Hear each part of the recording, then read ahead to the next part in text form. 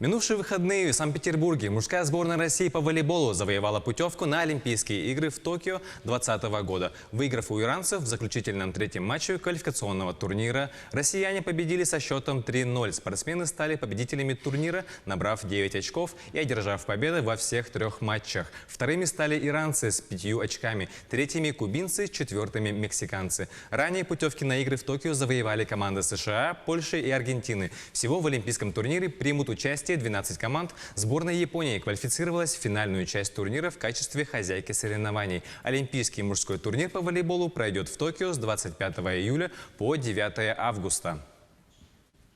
«Спартак» одержал победу в гостях у «Ахмат» в матче российской премьер-лиги благодаря дублю Бакаева. Жесткая игра полузащитника Зелимхана Бакаева помогла «Спартаку» на выезде победить грозненский «Ахмат» со счетом 3-1 в матче пятого тура российской премьер-лиги. Встреча прошла в Грозном на «Ахмат-арене». Соперники встретились 27-й раз в истории. 14 побед одержали москвичи. 9 раз сильнее оказывался «Ахмат». Еще 4 игры завершились в ничью. «Спартак» одержал четвертую выездную победу подряд над грозненским клубом. В турнирной таблице «Спартак» поднялся на 7-е место, имея в активе 8 очков после 5 туров. «Ахмат» занимает 9-е место, набрав 6 очков.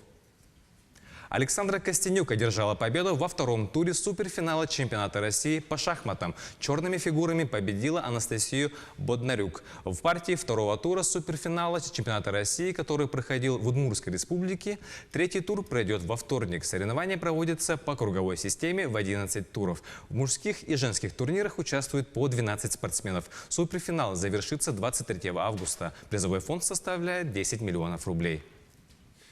Московский «Локомотив» в матче пятого тура чемпионата России по футболу обыграл екатеринбургский «Урал». Хозяева доминировали весь матч и заслуженно обыграли соперника со счетом 4-0. Отсутствие забивного перуанца в матче с «Уралом» не было заметным. «Локомотив» регулярно создавал голевые моменты и к 28-й минуте повел уже 2-0 благодаря точным ударам Федора Смолова и Рифата Жамалетдинова. Но красно-зеленые продолжали создавать опасность около ворот «Урала», тем самым выиграв игру. В следующем туре «Локомотив» 18 августа в гостях сыграет с московским «Динамо». «Урал» днем ранее примет самарские «Крылья Советов».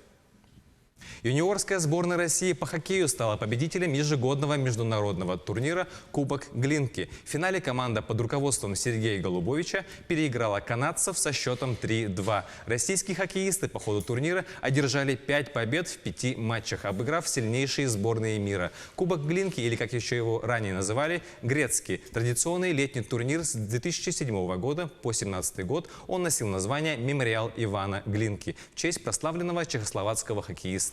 В следующем году Кубок Глинки пройдет в августе в канадских городах Эдмонтон и Ред Дир. В последний раз российская сборная занимала первое место в 1995 году в Японии. Якутянин Владислав Андреев стал шестикратным чемпионом на 49-м турнире по вольной борьбе на призы трехкратного олимпийского чемпиона Александра Медведя. В финале якутский борец со счетом 2-1 победил спортсмена из Узбекистана. Таким образом, Андреев завоевал путевку для участия на чемпионате мира 2019 года, который пройдет с 19 по 22 сентября в Нур-Султане.